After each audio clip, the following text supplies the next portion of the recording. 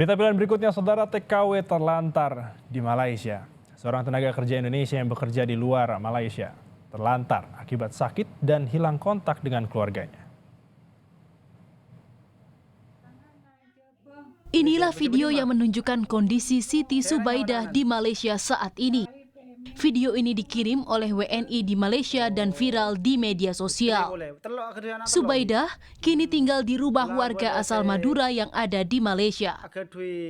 Ia diduga terlantar karena kondisinya saat ini tengah sakit. Subaidah tak bisa mengabari keluarganya karena ponsel miliknya rusak. Subaidah sudah lama menjadi TKI dan bekerja di luar negeri. Menurut keluarga, ia sudah 12 tahun bekerja di Malaysia dan baru pulang ke Indonesia satu kali, tepatnya pada 6 tahun lalu. Di Malaysia yang terakhir 12 tahun. Jadi Aida ini mulai dari SMA sudah keluar negeri. Sudah jadi TKI? Sudah TKI. Jadi kemarin saya sudah musyawarah sama keluarga. Memang ada usaha untuk memulangkan. Dan saya sendiri kemarin kebetulan saya ke Disnaker kemarin konsultasi. Ternyata memang upayanya harus lewat KBRI dulu.